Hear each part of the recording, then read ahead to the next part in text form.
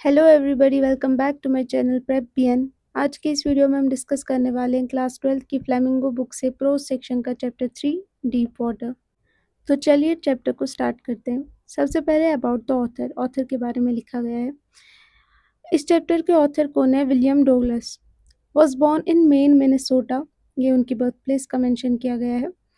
After graduating with a Bachelor's of Arts in English and Economics, he spent 2 years teaching high school in Yakima. तो उनने सबसे पहले BA किया English में, economics में, उसके बाद उनने टीचिंग में अपना करियर परस्यू किया। कहाँ पे? याकिमा में। However, he got tired of this and decided to pursue a legal career. उसके बाद उनको ये जॉब करने का मन नहीं रहा, तो उनने क्या डिसाइड किया कि वो लॉ में अपना करियर परस्यू करेंगे। He met Franklin D. Roosevelt at Yale and became an advisor and friend to the president. उनकी मुलाकात किससे होती है? इनसे होती है। उसके बाद वो क्या जॉब करते हैं? एडवाइजर किन के लिए? प्रेसिडेंट के लिए। Douglas was a leading advocate of individual rights. वो इंडिविजुअल राइट्स के लीडिंग एडवोकेट थे, माने जाने एडवोकेट थे उस टाइम पे। ही रिटायर्ड इन 1975। 1975 में उनकी रिटायरमेंट हुई with a term lasting 36 years. 36 years की सर्विस उनने दी and remains the longest serving justice in the history of the court. और आज तक की सबसे लॉन्गेस्ट सर्विंग जस्टिस कौन रही है? इन्हीं की। द फॉलोइंग, ये जो चैप्टर है उसकी बात कर रहे हैं। The following excerpt is taken from of man and mountains by William O Douglas. ये एक एक्सर्प्ट है, एक एक्सट्रैक्ट है। किससे? ओ मैन एंड माउंटेन से, जो विलियम डोगलस ने लिखी है। It reveals how as a young boy William Douglas nearly drowned in a swimming pool. इसमें आपको चैप्टर का ओवरव्यू भी मिल जाएगा कि ये चैप्टर में वो किसकी बात कर रहे हैं? अपने एक चाइल्डहुड ट्रॉमा के बारे में बात कर रहे हैं, जिसमें वो स्विमिंग पूल में ड्राउन्ड इन ए स्विमिंग पूल, वो उसमें डूब गए थे। In this essay, he talks about his fear of water and thereafter how he finally overcame it. वो इसमें किसकी बात करते हैं कि उनको उस ट्रॉमेटाइजिंग एक्सपीरियंस की वजह से उनको उनके मन में एक फेयर पैदा हो गया था। वो पानी के पास नहीं जा पाते थे, वो स्विमिंग नहीं कर पाते थे, लेकिन फाइनली कोशिश करते करते उनने इस फेयर को ओवरकम कर लिया और अब उनको स्विमिंग से डर नहीं लगता था। Notice how the autobiographical part of the selection is used to support his discussion of fear. Autobiographical का मतलब क्या होता है? जो उन्होंने खुद की लाइफ के बारे में खुद ही लिखा हुआ है, उसका भी एक पार्ट यहाँ पे मेंशन किया गया है ताकि वो अपने खुद के पर्सपेक्टिव से ही अपने फेयर को डिस्क्राइब कर सके। It had happen when I was 10 और 11 ईयर्स ओल्ड। यह एक्सपीरियंस उनके साथ कब हुआ था? जब वो 10 या 11 साल के रहे होंगे। I had decided to learn to swim. उन्होंने स्विमिंग करने का सोचा था। There was a pool at the YMCA in Yakima that offered exactly the opportunity. इसका क्या मतलब हुआ कि जो उनकी बर्थ प्लेस है याकिमा, वहाँ पे भी एक पूल था जहाँ पे स्विमिंग सिखाई जाती थी। तो उनका जो एक सपना था स्विमिंग सीखने का, वो यहाँ पे पूरा हो सकता था। The Yakima river was treacherous. Treacherous मतलब डेंजरस, यहाँ पे मैंने लिख लिया है ऑलरेडी। तो ये क्या कह रहे हैं कि याकिमा रिवर जो है वो बहुत ज़्यादा डेंजरस थी और mother continually warned against it and kept fresh in my mind the details of each drowning in the river. उनकी मदर उनको कंटिन्यूअसली वार्न करती रहती थी कि ये जो याकिमा रिवर है बहुत ज़्यादा डेंजरस है और पास में भी वहाँ पे बहुत सारे ड्राउनिंग के इंसिडेंट्स हो रखे हैं। But the YMCA pool was safe. लेकिन जो ये पूल था, YMCA पूल जहाँ पे स्विमिंग करने के लिए जा रहे थे, वो सेफ था। It was only 2 or 3 feet deep at the shallow end, and while it was 9 feet deep at the other, the drop was gradual. ये क्या बोल रहे हैं कि इसके 2 एंड से, एक जो शैलो एंड था, शैलो मतलब जो बहुत ज़्यादा डीप नहीं होता, और दूसरा एंड कौन सा था? जो डीप था। ये जो शैलो एंड है ये बस 2 या 3 फीट की गहराई थी इसमें, पर जो दूसरा एंड था वो ऑलमोस्ट 9 फीट गहरा था। लेकिन जो ये एक साइड 2 या 3 फीट का गहरा है और दूसरा 9 फीट का गहरा है, ये जो गहराई है ये ग्रेजुअली इंक्रीज होती जाती थी, कुछ ऐसे। I got a pair of water wings and went to the pool. उनने एक वाटर विंग का पेयर लाया और पूल में चले गए। I hated to walk naked into it and show my skinny legs. वो बहुत ज़्यादा हेल्दी नहीं थे, इसलिए वो नेक्ड वहाँ पे पूल में नहीं जाते थे। But I subdued my pride and did it. लेकिन उसने अपनी शाइनेस को कंट्रोल किया और पूल में चला गया। From the beginning however I had an aversion to the water when I was in it. लेकिन स्टार्टिंग से, जब से इन्होंने पानी में जाना स्टार्ट किया था, तब से ही इनको पानी के टुवर्ड्स एक हेट्रेड की फीलिंग डेवलप हो गई थी। एवर्जन का मतलब होता है हेट्रेड या डिसलाइक किसी चीज़ की तरफ। This started when I was 3 और 4 इयर्स ओल्ड। अभी बता रहे हैं कि क्यों ऐसा है, क्यों मेरे मन में जो है पानी के टुवर्ड्स हेट्रेड है। इसके पीछे एक एक्सपीरियंस होता है। जब ये 3 या 4 साल के थे, and father took me to the beach in California. तो जब ये 3 या 4 साल के रहे होंगे उस टाइम पे इनके जो पिता है उन्होंने उनको कहाँ लिया था? कैलिफोर्निया में एक बीच के पास लिया था। He and I stood together in the surf. Surf का मतलब होता है एज ऑफ द सी। तो इनके पिता और जो ऑथर है वो कहाँ पे खड़े हो गए? सर्फ पे।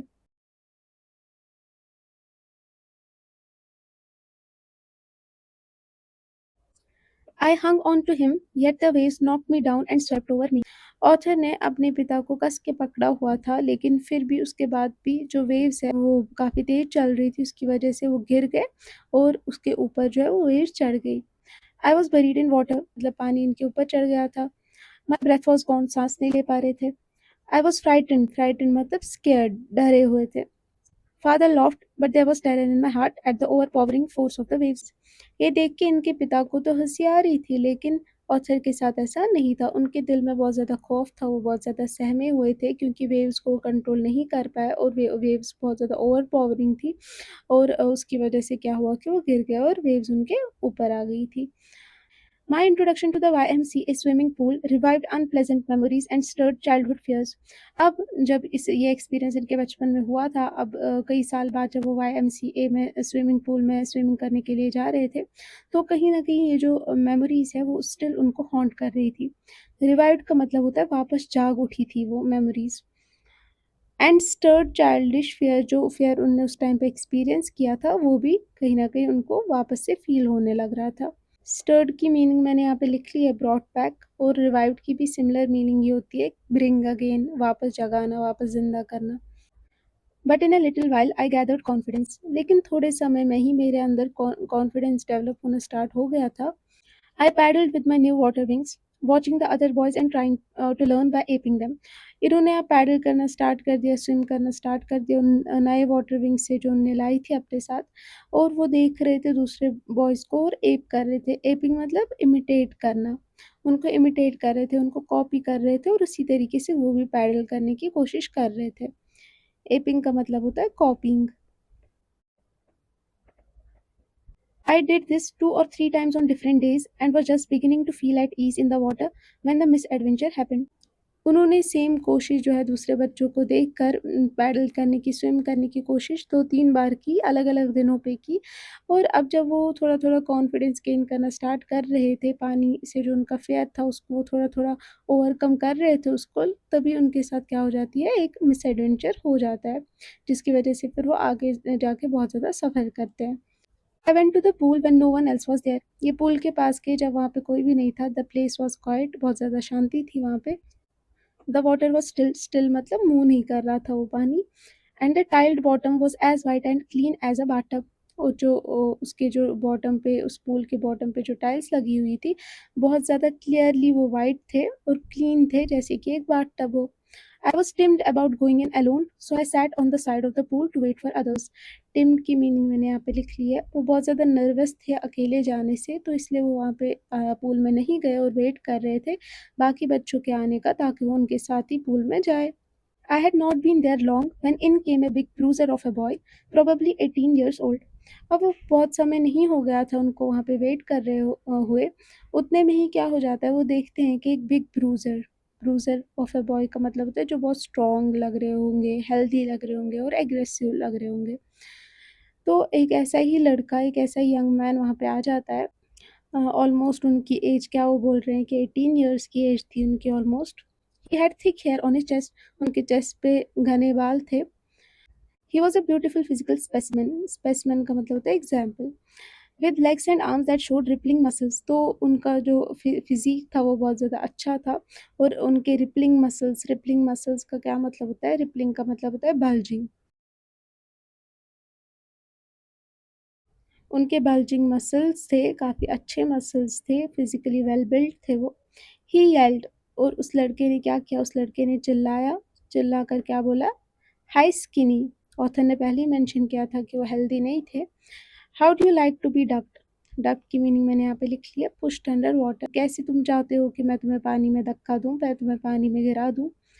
With that he picked me up and tossed me into the deep and. और ये कहते-कहते ही उसने ऑथर को उठा लिया और टॉस्ड मतलब फेंक दिया पानी में, और किस एंड में? डीप एंड जो था 9 फीट वाला एंड जो था उस पूल का, वहाँ पे ऑथर को उसने फेंक दिया।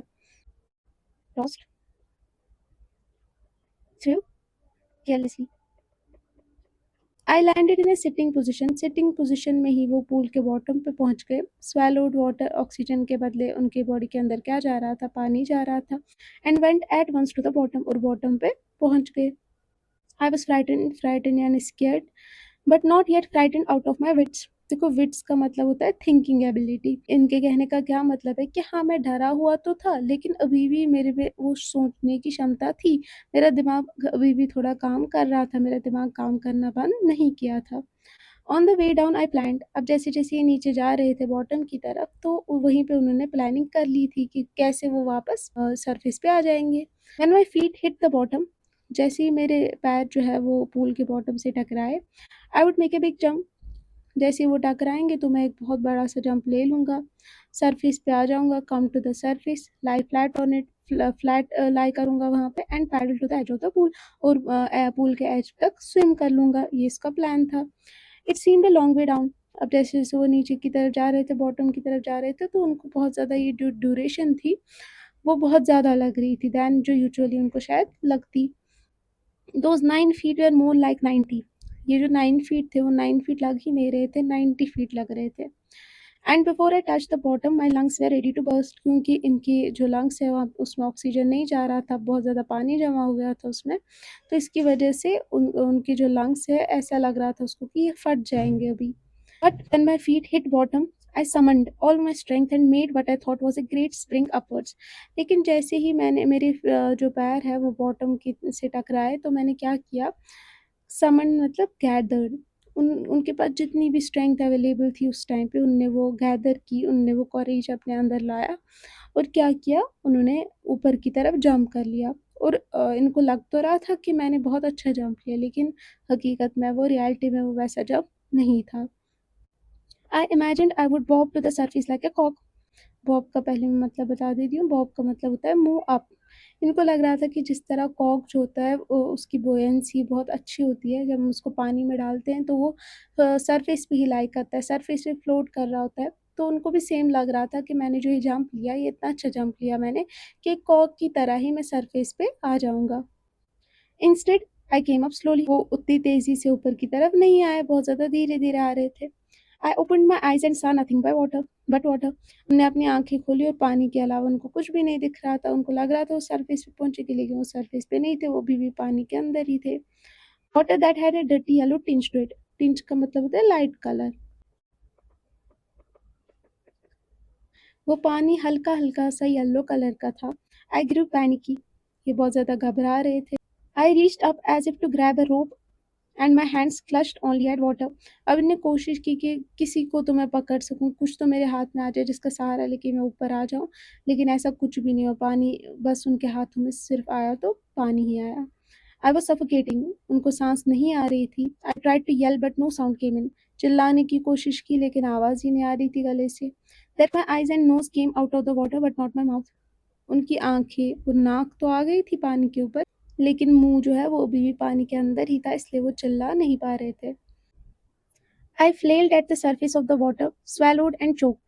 फ्लेल्ड का मतलब क्या होता है कि जैसे इनकी जो नाक है और इनकी जो आँखें है वो सरफेस पे आ गई थी, तो फ्लेल्ड फ्लेल्ड मतलब moved arms and legs without control. वो होता है ना अपने हाथ पैर चलाना, तो इनने हाथ पैर चलाने की कोशिश की, लेकिन कुछ भी नहीं हुआ। बस उनने पानी को अपने मुँह के अंदर ले लिया, और चोक चोक मतलब वो अब साँस नहीं ले पा रहे थे, पानी उनके गले में अटक रहा था।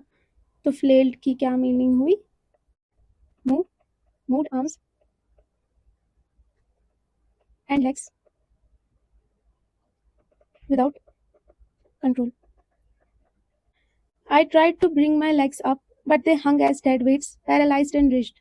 अब उसने कोशिश की कि जो उनकी टाँगें हैं वो उनको ऊपर ला सके, लेकिन ऐसा नहीं हुआ। वो ऐसा लग रहे थे कि वो डेड वेट्स है, वो बेजान लग रहे थे, ऐसा लग रहा था उनमें जान ही नहीं है। पैरालाइज़ लग रहे थे, पैरालाइज़ मतलब जिसको मूव ही नहीं कर पा रहे थे। एंड रिजिड, रिजिड का मतलब होता है स्टिफ, हार्ड। जिसको मूव करना ईज़ी नहीं होता है, वैसी उसकी टाँगें हो गई थी। Great force was pulling me under. ये तो कोशिश कर रहे थे कि अपनी टाँगों को ऊपर की तरफ ला सकें, लेकिन उनको ऐसा लग रहा था कि कुछ फ़ोर्स है, जो मुझे नीचे की तरफ ही धकेल रहा है। I screamed. ने फिर से चिल्लाने की कोशिश की। But only the water hurt me, लेकिन पानी के अलावा इनके कहने का मतलब है कि वहाँ पे कोई भी नहीं था, किसी ने भी मेरे चिल्लाने की आवाज़ नहीं सुनी। I had started on the long journey back to the bottom of the pool, और फिर से धीरे-धीरे करके पूल के बॉटम की तरफ आ रहे थे। I struck at the water as I went down, expending my strength as one in the nightmare fights an irresistible force. तो वो क्या कर रहे थे, जैसे-जैसे वो नीचे जा रहे थे, उन्होंने अपनी पूरी स्ट्रेंथ को यूज़ किया। एक्सपेंडिंग मतलब स्पेंड करना, उन्होंने पूरी स्ट्रेंथ को यूज़ किया।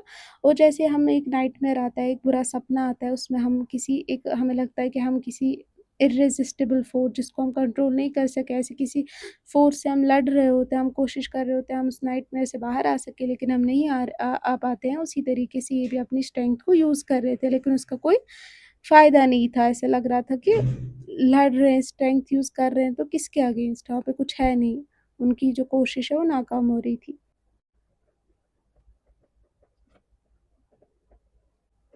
आई had lost all my breath, उनको सांस भी नहीं आ रही थी। माई लंग्स एक्ड, लंग्स में बहुत दर्द हो रहा था क्योंकि बहुत ज़्यादा पानी उनमें जा रहा था। थ्रॉप का मतलब जब हेडेक हो रहा होता है तो वो एक बीटिंग जैसा फ़ील होता है हमें सर में, उसको थ्रॉप कहते हैं। आई वाज़ गेटिंग डिज़ी, ये ऐसा फ़ील कर रहे थे कि ये अनकॉन्शियस होने वाले हैं, डिज़ी फ़ील कर रहे थे, चक्कर आने लग रहे थे। But I remembered the strategy, लेकिन जो इनने प्लानिंग की थी वो उसके बारे में सोचते। I would spring from the bottom of the pool and come like a कॉक टू द सरफेस, जो पहले भी मेंशन किया था, मैंने एक्सप्लेन कर दिया था वहाँ पे। I would lie flat on the water, strike out with my arms and thrash with my legs. Then I would get to the edge of the pool and be safe. तो जैसे ही वो surface पे पहुंच जाते, जो इनकी पहले भी स्ट्रैटेजी मेंशन की थी, तो ये क्या करते, स्ट्राइक आउट मतलब हिट शार्पली, अपने हाथ पैर चला लेते। And trash with my legs, trash मतलब मूव वायलेंटली, जितनी भी जान इनमें थी उस पूरी उस स्ट्रेंथ को यूज़ करके वो अपने पैरों को भी चलाते और क्विकली कहाँ पहुंच जाते, पूल के एज पे, और वहाँ पे वो सेफ रहते। I went down down endlessly, फिर से इनको ऐसा लग रहा था कि ये जो ड्यूरेशन है जहाँ पे थे और पूल का जो बॉटम है, उनको बहुत ज़्यादा टाइम लग रहा था, ऐसा फ़ील हो रहा था कि ये ख़त्म ही नहीं हो रही है। आई ओपन्ड माई आइज़, फिर आँखें खोली, nothing but water with A yellow glow, फिर से वही जिसमें एक येलो कलर का थोड़ा-सा हिंट था उस पानी में, और फिर से वही दिख रहा था। Dark water that one could not see through, ऐसा पानी जिसके आप सी थ्रू का मतलब होता है जिसके आर-पार आप नहीं देख सकते उस पानी के। वो ट्रांसपेरेंट, यूजुअली तो पानी के आर-पार हमें दिख जाता है, पानी में कोई चीज़ होती है तो दिख जाती है। लेकिन ये पानी इतना डार्क था कि ये ट्रांसपेरेंट नहीं था। And then sheer stark terror seized me, terror that knows no understanding, terror that knows no control, terror that no one can understand who has not experienced it. Sheer का मतलब होता है complete, अटर। Stark का मतलब होता है impossible to avoid.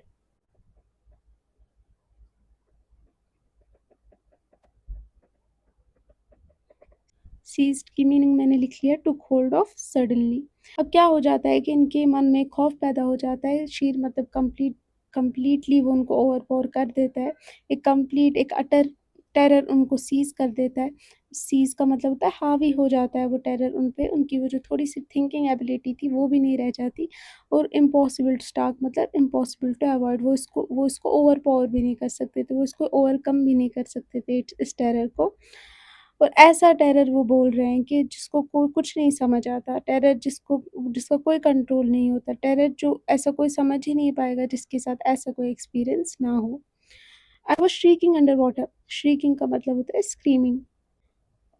तो वो पानी के अंदर से फिर से चिल्ला रहे थे। स्टिफ रिज्ड विद फियर, इनकी मीनिंग मैं पहले भी बोल चुकी हूँ। Even the screams in my throat were frozen, तो वो चिल्लाने की कोशिश कर रहे थे लेकिन चिल्ला भी नहीं पा रहे थे। One only my heart and the pounding in my head said that I was still alive.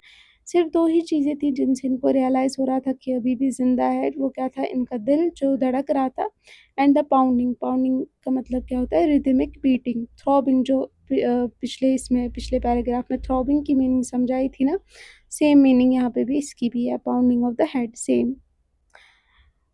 Said that I was still alive, बस यही दो चीज़ें थी जिनसे मुझे रियलाइज़ हो रहा था कि मैं अभी भी ज़िंदा हूँ।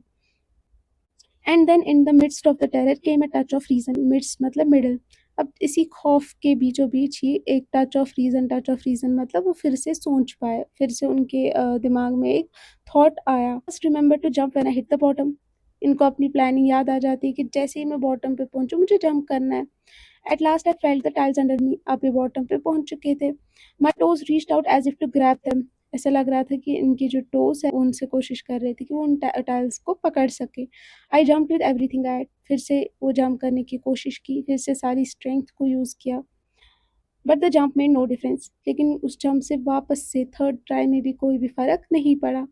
The water was still around me. फिर से इनको सिर्फ पानी ही दिख रहा था. आई लुक्ड फॉर रोप्स ढूंढने की कोशिश की, लैडर्स, सीढ़ियाँ ढूंढने की कोशिश की, वाटर विंग्स, लेकिन कुछ भी नहीं दिख रहा था. Nothing but water. A mass of yellow water held मी. ऐसा लग रहा था बस वहाँ पे पानी ही पानी है, वो येलो कलर का water. Stark terror took an even deeper hold on me, like a great charge of electricity. बिल्कुल इलेक्ट्रिसिटी की तरह ही उस जो टेरर है, उस खौफ ने मुझे इस बार हावी कर दिया था. वो खौफ मुझ पे हावी हो गया था इस बार, बिल्कुल इलेक्ट्रिसिटी की तरह. I shook and trembled with fright. Tremble का मतलब भी शेक ही होता है. तो ये थरथरा रहे थे, कांप रहे थे उस फेयर की वजह से. फ्राइट की मीनिंग मैंने लिखी है इंटेंस फेयर की वजह से. My arms wouldn't move. अब उनकी आर्म्स भी मूव करना बंद कर गए थे. My legs wouldn't move. टांगे भी नहीं चल रही थी. I tried to call for help, to call for mother. अपनी माँ को बुलाने की कोशिश की, किसी को बुलाने की कोशिश की. Nothing happened. लेकिन किसी ने कोई रिस्पॉन्स नहीं दिया और ना ही वो स्क्रीम कर पाए. And then strangely there was light. और सडनली उनको क्या दिखता है कि लाइट है. I was coming out of the awful yellow water. उनको लग रहा है कि वो पानी से बाहर आ रहे हैं. At least my eyes were. At least my eyes were का मतलब है कि भले ही पूरी बॉडी नहीं आ रही थी, लेकिन कम से कम मेरी आँखें तो बाहर आ रही थी. My nose was almost out too. मेरी नाक भी ऑलमोस्ट बाहर ही थी. Then I started down a third time. फिर से तीसरी बार नीचे पूल के बॉटम की तरफ आ रहे थे. आई सक्ड फॉर एयर. ऑक्सीजन लेने की कोशिश की, लेकिन पानी मिला. The yellowish light was going out. धीरे धीरे करके ये जो येलोइश लाइट है जो इनको दिख रही थी एक होप की तरह, लेकिन वो क्या हो रही थी, वो धीरे धीरे करके कम हो रही थी. Then all effort ceased. Ceased मतलब स्टॉप्ड. अब उन्होंने कोशिश करना भी बंद कर दिया था. उनके हाथ पैर काम ही नहीं कर रहे थे, तो कोशिश भी क्या कर सकते थे. Even my legs felt limp. Limp मतलब लैकिंग स्ट्रेंथ. जो पिछली बार भी इनने कहा था ना कि पैरालाइज्ड फील हो रहे थे, वैसे ही इनकी जो लेग्स है वो बेजान लग रही थी. And a blackness swept over my brain. Blackness swept over my brain का मतलब क्या होता है कि ऐसा लग रहा था कि इनका ब्रेन धीरे धीरे करके अनकॉन्शियस हो रहा था और ये कुछ भी नहीं सोच पा रहे थे अब. It wiped out fear. Fear भी चला गया. It wiped out terror. खौफ भी चला गया. There was no more panic. अभी पैनिक नहीं कर रहे थे, नहीं घबरा रहे थे. It was quiet and peaceful. बहुत ज़्यादा पीसफुल लग रहा था उनको ये. Nothing to be afraid of. किसी से कोई डर नहीं लग रहा था. This is nice to be drowsy. Drowsy मतलब धीरे धीरे करके वो अनकॉन्शियस हो जाना. To go to sleep. No need to jump. Too tired to jump. It's nice to be carry gently. अब इनको अच्छी फीलिंग आ रही थी क्योंकि इनको इनके मन से सारा खौफ सब कुछ चला गया था और इनको लग रहा था कि डेथ जो है उनको अप्रोच कर रही है. To float along in space. Tender arms around me. Tender arms like mother's. Now I must go to sleep. अब वो धीरे धीरे करके अनकॉन्शियस हो रहे थे, तो उनको अच्छा लग रहा था. ऐसा लग रहा था कि अब थोड़ा पीसफुल लग रहा है मुझे. I crossed to oblivion and the curtain of life fell. ये अनकॉन्शियस हो गए थे. इनने अपनी कॉन्शियसनेस लूज की थी. ये बेहोश हो गए थे और इनको क्या लग रहा था कि डेथ आ गई है, बस अब मेरी जो लाइफ है वो ख़त्म हो चुकी है. The next I remember I was lying on my stomach beside the pool vomiting. फिर इसके बाद इनकी कोई मेमोरी नहीं है कि उसके बाद क्या हुआ. फिर जो उसके बाद इनको याद है वो ये था कि वो पूल के साइड में बैठे लेटे हुए थे स्टमक पे और वॉमिट कर रहे थे. इनको उल्टियाँ आ रही थी. The chap that through me in was saying. Chap मतलब वो बॉय, वो यंग मैन जिसने इसको पानी में फेंका था, वो क्या कह रहा था. But I was only fooling. Fooling का मतलब जोकिंग. मैं तो बस मस्ती मजाक कर रहा था. Someone said. फिर रोज सुनते हैं कि कोई कह रहा है द किड नियरली डाइड. कि ऑथर जो है वो ऑलमोस्ट मर ही गए थे. वी ऑल राइट ना. अब सब कुछ सही है तो चलो let's carry him to the locker room. उसको लॉकर रूम लेके जाते हैं. Several hours later I walked home. कुछ घंटे बाद ये घर की तरफ जाते हैं. I was weak and trembling. Trembling मतलब शेकिंग विथ फेयर. ये बहुत ज़्यादा वीक फील कर रहे थे. एनर्जी नहीं थी. ड्रेन हो चुके थे. और ट्रेम्बलिंग घबराहट की वजह से, पानी में बहुत ज़्यादा रहने की वजह से ये शेक, इनकी बॉडी शेक कर रही थी. I shook and cried when I lay on the bed. घर पहुँचती ही ये रो देते हैं बहुत ज़्यादा. I couldn't eat at night. उस रात वो कुछ खा भी नहीं पाए. For days A haunting fair was in my heart. कुछ दिनों तक ये जो फेयर है वो इनके दिल में रहा. The slightest exertion upset me, making me wobbly in the knees and sick to my stomach. थोड़ा सा भी स्लाइटेस्ट, थोड़ा सा भी, हल्का सा भी एफर्ट कर देते हैं. एक्सर्शन का मतलब होता है एफर्ट. तो उसकी वजह से क्या हो जाता है, इनकी नीज़ जो है वो स्टेडी नहीं थी, वो शेक करने लग जाती थी और सिक टू माई स्टमक उनका अच्छा फ़ील नहीं होता था। वॉबली का क्या मतलब होता है? Shaky. I never went back to the pool, उसके बाद ये कभी भी पूल नहीं जाते। आई फियर्ड वाटर, ये वाटर से बहुत ज़्यादा डरते थे, पानी से बहुत ज़्यादा डरते थे। आई अवॉइडेड इट, उसको जितना हो सके अवॉइड करते थे। व्हेनेवर आई कुड, जब भी मिले उनके लिए पॉसिबल था पानी को अवॉइड करना तो वो अवॉइड ही करते थे। A few years later, when I came to know the waters of the Cascades, I wanted to get into them. कुछ साल बाद उनको जब पता चलता है कैस्केड्स के पानी के बारे में, तो वाटर्स मतलब लेक्स, रिवर्स वगैरह के बारे में जब पता चलता है उनको, तो वो क्या चाहते हैं कि उनकी इच्छा होती है कि वो वहाँ पे जाए। एंड व्हेनेवर आई डिड, और जब वो गए, whether I was wading, wading मतलब walking through a shallow water जो बहुत ज़्यादा डीप नहीं है, वेडिंग द टाइटन और बम्पिंग रिवर, ये रिवर्स का नाम है, और bathing in warm lake of the Goat Rocks, इनमें से कहीं पे भी जब वो जाते थे, the terror had that had seized me in the pool would come back, जो एक्सपीरियंस इनके साथ हुआ था, वो ट्रॉमा जो है वो कहीं न कहीं वापस आ जाता था। It would take possession of me completely, वो कंप्लीटली वो जो फ़ियर है वो उनको ओवरपावर कर देता था। My legs would become paralysed, जैसे उस एक्सपीरियंस में पैरालाइज़ हो गई थी इनकी टाँगें, सिमिलरली वो जब भी कोशिश करते थे तो फिर से पैरालाइज़्ड ही फ़ील होता था। I see horror would grab my heart, similar terror वाली फीलिंग, हॉरर वाली फीलिंग जो उस टाइम पे उनको पूल में एक्सपीरियंस हुई थी, वो इन रिवर्स में भी सिमिलर फीलिंग उनको फ़ील होती है। This handicap stayed with me as the years rolled bye, ये जो एक्सपीरियंस है, जो ट्रॉमा है, वो मेरे साथ बहुत सालों तक रहा, कि जब-जब कोशिश करते थे फिर से सेम फ़ील होता रहता था। तो एक तरीके से इनके कहने का मतलब है एक डिसेबिलिटी बन गई थी। In canoes on Maine lakes, fishing for landlocked salmon, bass fishing in the New Hampshire, trout fishing on the Deschutes and Metolius in Oregon, fishing for salmon in Columbia, at Bumping Lake in the Cascades, इन सारी जगहों पे जब वो गए, wherever I went, जहाँ भी मैं गए इनमें से सब जगहों पे, the haunting fair of the water followed me, फिर से वो जो फेयर था पानी के टुवर्ड्स वो वापस से मेरे अंदर आ जाता था। It ruined my fishing trips, इसकी वजह से फिशिंग करने भी जाता था तो वो भी रूइन हो जाती थी, वो भी खराब हो जाती थी वो ट्रिप्स भी। Deprived me of the Joy of canoeing, boating and swimming, और इसी पानी के खौफ की वजह से ये कैनोइंग भी नहीं कर पाए। कैनो का क्या मतलब होता है? A light narrow boat. Boating भी नहीं कर पाए, स्विमिंग भी नहीं कर पाए। I used every way I knew to overcome this fear, मैंने हर तरीके की कोशिश की कि मैं इस डर को अपने दिल से निकाल सकूं, but it held me firmly in its grip, लेकिन ऐसा लग रहा था कि ये डर मेरे मन से जाने का नाम ही नहीं ले रहा था। फाइनली 1 अक्टूबर, फिर किसी साल के अक्टूबर में ये क्या डिसाइड करते हैं, I decided to get an instructor and learn to swim, ये डिसाइड करते हैं कि एक इंस्ट्रक्टर के पास जाके स्विमिंग फिर से चालू करना स्टार्ट कर देंगे। I went to a pool and practice 5 days a week, एक हफ्ते में 5 दिन ये प्रैक्टिस करते थे पूल में, एन आवर ईच डे, और हर दिन एक एक घंटा प्रैक्टिस करते थे। The instructor put a belt around me, वो बहुत ज़्यादा फेयरफुल थे पानी से, इसीलिए उनके इंस्ट्रक्टर ने उनके अराउंड क्या पुट किया, बेल्ट पुट किया सेफ्टी पर्पज के लिए। A rope attached to the belt went through a pulley and ran on an overhead cable, उसके साथ रोप अटैच थी, वो एक पुल्ली के थ्रू जाती थी। He held on to the end of the rope, और जो इंस्ट्रक्टर है वो उस रोप को एक एंड पे पकड़ के रखते थे। And we went back and forth across the pool, back and forth मतलब यहाँ से यहाँ है, फिर यहाँ से वापस यहाँ, hour after hour, day after day, week after week, बहुत सारे हफ्तों तक यही चलता रहा। On each trip across the pool a bit of panic seized me, जैसे ही वो बैक एंड फोर्थ करते थे पूल में, तो उस टाइम पे क्या हो जाता था कि वो जो फेयर है वो थोड़ा सा वो फेयर वापस से उनके मन में आ जाता था। Each time the instructor relaxed his hold on the rope and I went under, some of the old terror return and my legs froze, जैसे ही इंस्ट्रक्टर रोप को थोड़ा ढीला छोड़ देते थे और ऑथर वापस से पूल में चले जाते थे, तो उनको वापस से वही फीलिंग आती थी कि उनकी जो लिम्स है, उनकी आर्म्स है, लेग्स है, वो पैरालाइज्ड हो जैसे। It was 3 months before the tension began to slack मतलब रिड्यूस, ऑलमोस्ट 3 महीने लगे जो ये फीलिंग थी फेयर वाली उसको कम होने में। Then he taught me to put my face under water and exhale and to raise my nose and inhale. Inhale और exhale करने के लिए इंस्ट्रक्टर ने उनको सिखाया कि पानी के अंदर जाओ तो exhale करना, पानी से बाहर निकलो तो inhale करना। I repeated the exercise hundreds of times. Almost 100 बार उन्होंने एक्सरसाइज को रिपीट किया। Bit by bit, I shed part of the panic that seized me when my head went underwater. तो हर ट्राई के साथ, हर कोशिश के साथ वो जो पैनिक था वो थोड़ा थोड़ा करके कम होने लग जाता था। Next he held me at the side of the pool and had me kick with my legs, फिर उन्होंने उनको किक करना सिखाया पूल में। For weeks I did just that, बहुत सारे हफ्तों तक उनने सिर्फ यही काम किया। At first my legs refuse to work. पहले स्टार्टिंग में इनको सिमिलर फीलिंग आ जाती थी कि इनके जो लेग्स है वो पैरालाइज है, बट दे ग्रेजुअली रिलैक्स। लेकिन हर ट्राई के साथ ये जो पैनिक है, ये जो पैरालाइज वाली फीलिंग है, वो थोड़ी थोड़ी कम हो रही थी।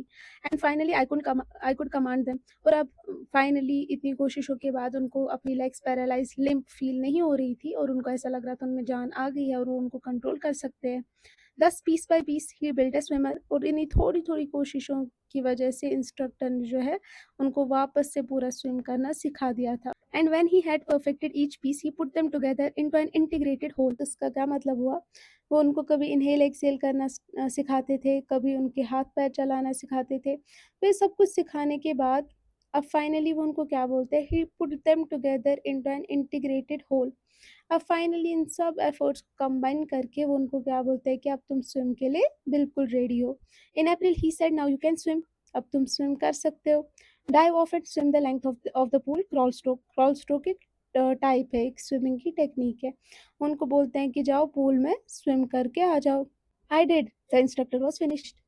वो स्विम कर पाते हैं, वो सक्सेसफुल हो जाते हैं स्विम करने में। तो इंस्ट्रक्टर का जो जॉब था वो अब फिनिश हो चुका था, उनका सिखाने का काम अब एंड हो गया था।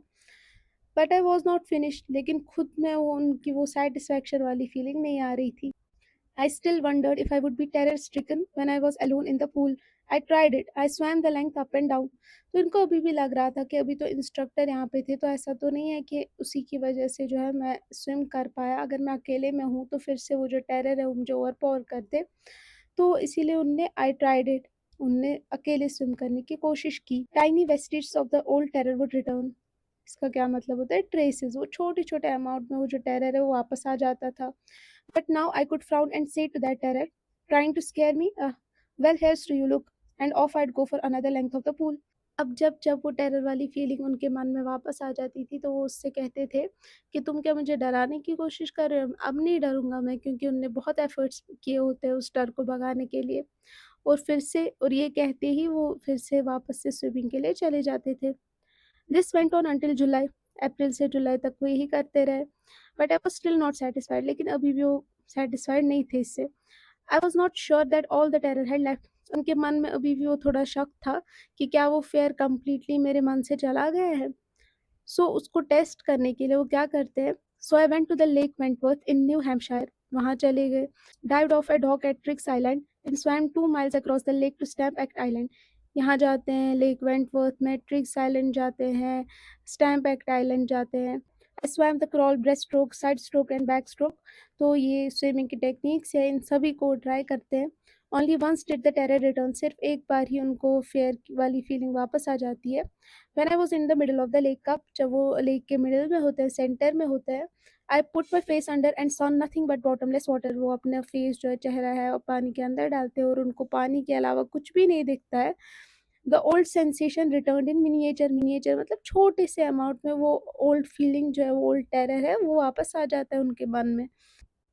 आई laughed and said, well mister terror, what do you think you can do to me. It flood and I swim on. फिर से उस टेरर को अपने ऊपर हावी नहीं होने देते हैं और अपना स्विमिंग कंटिन्यू करते हैं। Yet I had residual doubts. Residual मतलब रिमेनिंग, फिर भी छोटे छोटे डाउट्स इनके मन में अभी भी थे। तो उसको क्लियर करने के लिए at my first opportunity I hurried west. West जाते हैं। Went up to the Tieton to Conrad Meadows, up to the Conrad Creek trail to meet glacier and camped in the high meadow by the side of warm lake. तो इतनी सारी जगहों पे वापस जाते हैं, इस थोड़ा सा जो डाउट्स इनके मन में रह गए हैं उनको भी भगाने के लिए। The next morning I stripped, dived into the lake and swam across to the shore and back, just as Doc Corpon used to do. I shouted with joy and Gilbert Peak returned the echo. I had conquered the fear of water. वो कहते हैं कि अगली morning वो lake में चले जाते हैं, शोर तक जाते हैं, फिर वहाँ से वापस आते हैं, जस्ट एज ये जो स्विमर है वो क्या करते थे, आई शाउटेड विद जॉय, वो खुशी में चिल्लाते हैं। और गिलबर्ट पीक वहाँ पे जो माउंटेन्स है उसको एको करते हैं। एको मतलब जब आप कुछ कहते हो और वो वापस से आ जाता है ना, वापस से आपको वो सुनने को मिलता है, उसको एको कहते हैं। कनक्योर्ड का मतलब होता है डिफीट करना। वो कहते हैं कि अब फाइनली मैंने अपने वाटर के फेयर को डिफीट कर लिया होता है। The experience had a deep meaning for me, as only those who have known stark terror and conquered it can appreciate. Author कहते हैं कि ये जो एक्सपीरियंस था मेरे लिए, इसका मेरे लिए बहुत मायने रखता है, और ये बात सिर्फ वही लोग समझ पाएंगे जिनने मेरी तरह कोई ऐसा ट्रॉमा फेस किया था अपनी लाइफ में, और वो जो फेयर था, उस फेयर को जो कैरी कर रहे थे अपनी पूरी लाइफ टाइम, उसको कन्क्योर किया, उसको डिफीट किया हो, बस वही लोग मेरी इस बात को समझ पाएंगे. In death there is peace. There is terror only in the fear of death. As Roosevelt knew when he said, "All we have to fear is fear itself." इसका क्या मतलब होता है? मतलब कि जो जिस चीज़ से हम डर रहे होते हैं ना, वो उतना बड़ा नहीं होता, शायद वो उतना डेंजरस नहीं होता, जितना वो डर होता है. मेन प्रॉब्लम जो है वो डर ही है. जैसे कि डेथ की एग्जांपल दी है कि डेथ में टेरर नहीं है, वो जो फियर है डेथ का, उसमें टेरर है. Because I had experienced both the sensation of dying and the terror that fear of it can produce, the will to live somehow grew in intensity. Author कह रहे हैं कि मैंने जो पूल में मौत का एक्सपीरियंस भी किया था, उसकी वजह से वो फेयर मेरे अंदर आ गया था, उसको भी एक्सपीरियंस किया है. और इस सब को देखकर, इस सब को एक्सपीरियंस करने के बाद मेरे में जो जीने की इच्छा थी वो ज़्यादा थी, वो इस सब एक्सपीरियंसेस की वजह से ज़्यादा बढ़ गई. At last I felt released, free to walk the trails and climb the peaks and to brush aside fear. और इस पानी के फेयर को ओवरकम करने के बाद ये बहुत ज़्यादा रिलीज्ड फील करते हैं, रिलैक्स्ड फील करते हैं, फ्री फील करते हैं. टू वॉक द ट्रेल्स मतलब path, and climb the peaks, इसका मतलब है कि ये जो भी कोई एडवेंचरस एक्टिविटी होती है ना, तो उसको करने में अब उनको डर नहीं लगता, वो बहुत ज़्यादा फ्री फील करते हैं उसको करने में. और उस फेयर को जब जब कभी भी अब इनके मन में फेयर आता है, उस फेयर को डिसमिस करने में, उस फेयर को हटाने में भी इनको अब कोई दिक्कत नहीं होती है. तो ये था आपका चैप्टर नंबर 3. आई होप आपको एक्सप्लेनेशन पसंद आई होगी. वीडियो पसंद आया हो तो please like, share and subscribe. Thank you.